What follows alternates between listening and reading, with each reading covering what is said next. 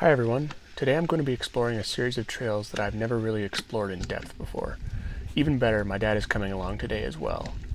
More or less, the loop I'm going to ride today is the blue course for the Flagstaff MBAA race. Okay. The reason that I say more or less the blue loop is because we got lost several times and also avoided most of the boring forest roads that Trail Forks wanted us to use.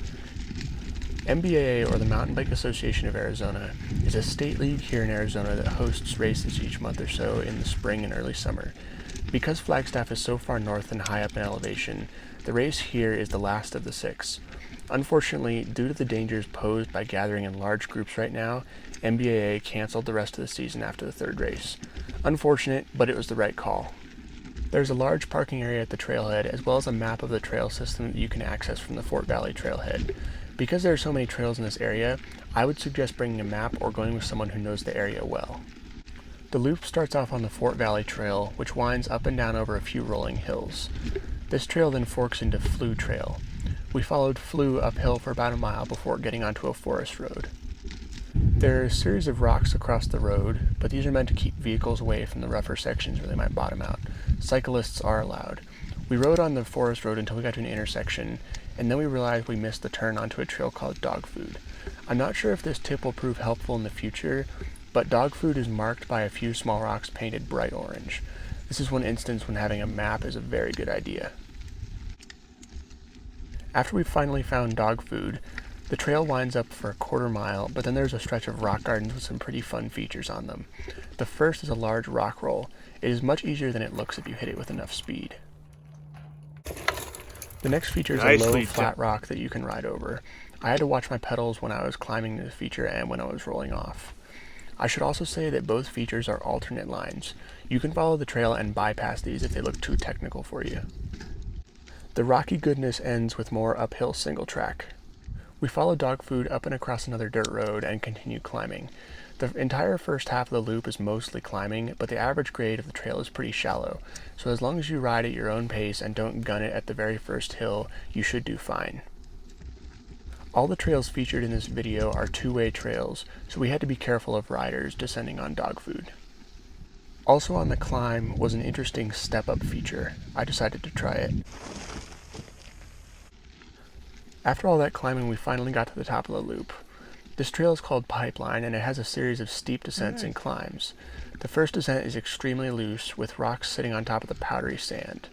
The fine dirt allows the rocks to roll into your tires, so you have to not rely entirely on your back brake here. I almost wiped out when my dad had a really hard time. He slid out twice going down the hill. There's one more steep descent and climb after that, but then the trail curves left back into the trees and down the hill. In the next 3-ish miles, the trail loses all the elevation it gained on the climb up. Descending back down starts with a short windy section. This part does not have too many rock gardens, but there are some parts where we had to thread our way between 2 rocks. These features are not crazy technical, but if you're descending quickly, you have to be careful not to clip a pedal on the rocks. The other challenge comes in the form of sandy turns.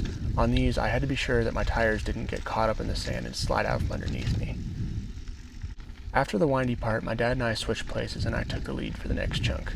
This was definitely the most technical part of the descent. Leading up to the techie bit, the trail builders left some rocks in place to form drops. They were designed to hit at a much higher speed than what I was doing, so I nearly crashed again on the second one. Over about 50 to 60 feet, there are a series of sharp drops, quick turns, and small rock gardens. I had a blast riding this section. The tight turns and drops made me glad that I was clipped in, because if I had been using regular pedals, I would have lost my footing.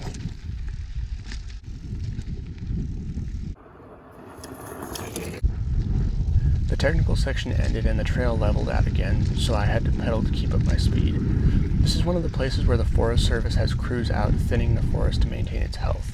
They do a nice job with this, and it is beneficial to the forest for a few reasons. First, it gives existing trees less competition for water and nutrients. Second, and more importantly, the large open areas make wildfires less likely to spread quickly, and it makes it easier for fire crews to fight the fire and dig effective fire lines. Flagstaff was originally a logging town back when it was first built, because it is situated in the middle of a huge pine forest. After we crossed through the logging areas, we met up with the Fort Valley Trail again, and followed it the opposite way back to the parking lot. But I don't know. quarter mile back or half mile back. I don't know if you heard me laugh a little bit, but you passed a rock, and right as I was passing the rock, this squirrel came out right from behind it and came out, almost got me, went, ah! I turned around. That was pretty good.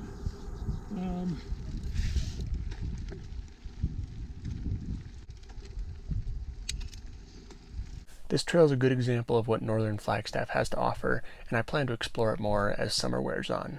Thanks for watching, and I'll see you next time. Horny toad.